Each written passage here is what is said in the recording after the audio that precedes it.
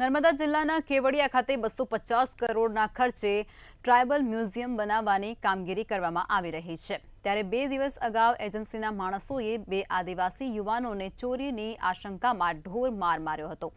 આ ઘટનામાં એક યુવકનું સ્થળ પર જ કમકમાટીભર્યું મોત નીપજ્યું હતું, જ્યારે અન્ય એક યુવકનું સારવાર દરમિયાન મોત થતાં આદિવાસી સમાજના લોકોમાં ભારે આક્રોશ જોવા મળી રહ્યો છે। હત્યાની ઘટના બનતા કેવડિયા અને ગરુડેશ્વર બંધનું એલાન આપવામાં આવ્યું છે। ત્યારે આ બંધના એલાનને સમર્થન આપતા આજરોજ કેવડિયા અને ગરુડેશ્વરની તમામ દુકાનો સજ્જડ બંધ જોવા મળી રહી છે, જ્યારે કોઈ અનિચ્છનીય બનાવ ન બને તે માટે કડક પોલીસ બંદોબસ્ત પણ ત્યાં ગોઠવી દેવામાં આવ્યો છે।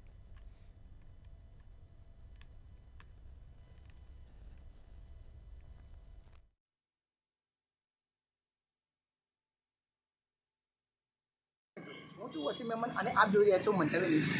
નર્મદા જિલ્લો જ્યાં વિશ્વની સૌથી ઊંચી પ્રતિમા સ્ટેચ્યુ ઓફ યુનિટી આવેલી છે, ત્યાં નજીકમાં 250 કરોડના ખર્ચે ટ્રાયબલ મ્યુઝિયમ બાંધકામની કામગીરી કરવામાં આવી રહી છે। પરંતુ અહીંયા એક ખૂબ જ દુઃખદ ઘટના બની છે, જ્યાં 2 દિવસ અગાઉ સ્થાનિક આદિવાસી વિસ્તારના 2 યુવાનો ટ્રાયબલ મ્યુઝિયમની બાંધકામની કામગીરી વિસ્તારમાંથી પસાર થતા હોય ત્યાં બાંધકામ એજન્સીના કેટલાક લોકોએ બંને યુવાનોને પકડી લઈ આખી રાત બાંધી રાખી ઢોર માર મારવામાં આવ્યો હતો।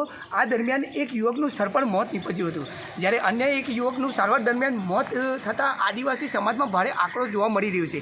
ઘટનાને પગલે આદિવાસી સંગઠનો પર સ્થળ પર દોડી આવ્યા હતા અને દોષિતો સામે કડકમાં કડક કાર્યવાહી કરવાની માંગ કરવામાં આવી હતી। તે ઉપરાંત ગરુડેશ્વર અને કેવડિયા કોલોની બંધનું એલાન આપવામાં આવ્યું હતું। આ બંધના એલાનને સમર્થન આપતા આજરોજ નર્મદા જિલ્લાના ગરુડેશ્વર અને કેવડિયા કોલોનીના વેપારીઓએ સ્વયં દુકાનો બંધ રાખી હતી અને આ બંધના એલાનને પૂર્ણ સમર્થન આપ્યું છે। ત્યારે આદિવાસી સમાજ દ્વારા દોષિતો સામે કડકમાં કડક કાર્યવાહી કરવામાં આવે તેવી માંગ કરવામાં આવી રહી છે। કેવડિયા કોલોની, વસીમ મેમન, મંતવ્ય ન્યૂઝ, નર્મદા।